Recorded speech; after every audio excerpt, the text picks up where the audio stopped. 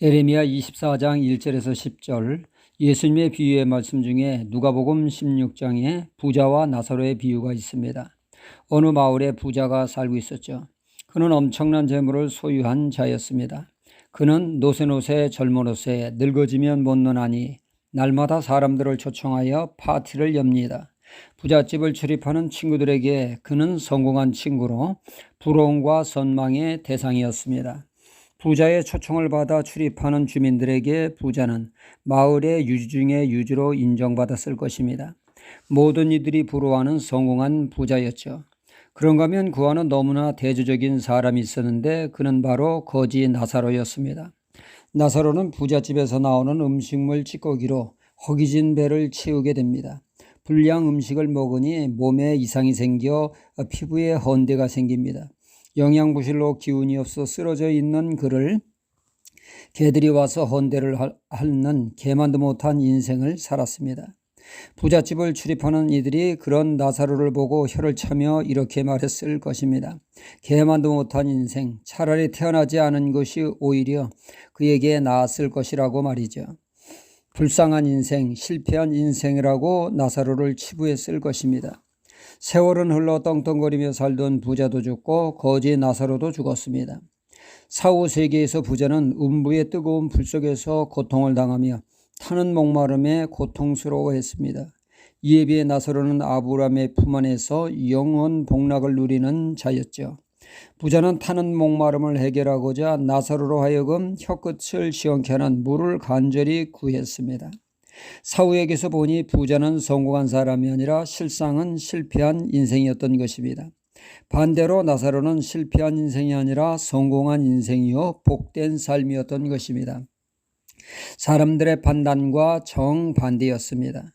요한계시록에 보면 주님이 아시아의 7교회에 말씀을 주시는데 그 중에 서머나 교회에 말씀하기를 믿음을 지키는 데 있어서 엄청난 핍박과 환난을 겪게 됐죠.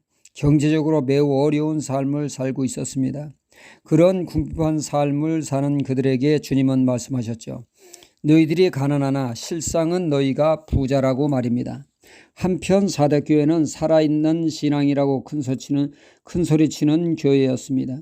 이 교회에 주님은 말씀하시기를 살아있다고 하는 이름을 가지고 있으나 너희들의 실상은 죽은 자라고 하셨습니다.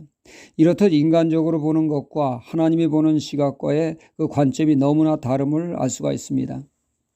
우리가 보기에 성공한 사람이 하나님의 시각에서 볼 때 실패한 인생이 될 수 있고 사람이 보기에 실패한 인생으로 보이나 하나님 보시기에 얼마든지 성공한 신앙이 될 수 있다는 것임을 알 수가 있습니다. 하나님의 시각에서 바라볼 때 바른 평가를 내릴 수 있게 되어집니다. 오늘 말씀도 그런 말씀을 다루고 있습니다. 먼저 성경은 여호야긴 왕에 대해서 말씀하고 있죠.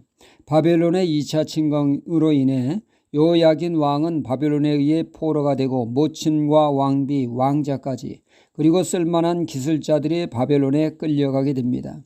여호야긴 왕은 장정 37년간 옥살이를 하게 되죠. 반면에 현 정권을 쥐고 있는 시드기야 왕과 유다에 남아있고 또 이 애굽에 피신하여 바벨론의 포로로 끌려가지 않는 그들은 생각을 했습니다. 바벨론 포로로 끌려간 자들은 불행한 자들이요 유다에 남아있는 우리는 하나님의 은혜와 축복을 받는 자라고 자부하고 있었습니다. 이에 하나님은 에레미야로 하여금 환상을 보여주었습니다. 성전 앞에 두 광주리가 놓여 있었죠. 한 광주리는 먹음직스러운 탐스러운 좋은 무화과가 담긴 광주리요 한 광주리는 썩어서 도저히 먹을 수 없는 무화과가 담긴 광주리였습니다. 이는 무엇을 뜻합니까? 좋은 무화과는 바벨론의 포로로 끌려간 자를 뜻합니다. 썩은 무화과는 유다에 남아있는 자들을 뜻합니다. 그러니까 유다에 남아있는 시드기야 왕과 백성들은 자신들이 하나님의 은혜를 받은 자인 줄 알았는데 알고 보니 그 반대였던 것입니다. 썩은 무화과였던 것이죠. 하나님은 비록 포로로 끌려갔지만 비록 자신들의 죄값으로 끌려갔지만 그 혹독한 징벌 속에 자신의 죄를 깨닫고 철저히 회개하여 하나님 품으로 돌아오는 자 하나님은 그들을 축복하며 다시금 돌아올 수 있도록 은혜를 베풀어 주시는 그들의 삶이 복된 삶이 될 것이라고 말씀하셨습니다.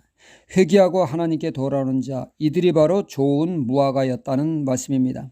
비록 상황은 어렵지만 마음을 돌이켜 회개하여 하나님 품으로 돌아오는 자가 진정한 복을 누리는 자라는 말씀입니다. 환경이 여건이 좋으냐에 따라 사람이 성공과 불행이 결정되는 것이 아니라 하나님과의 원만한 관계를 맺고 사는 사람이 복된 사람이라는 말씀입니다. 할렐루야.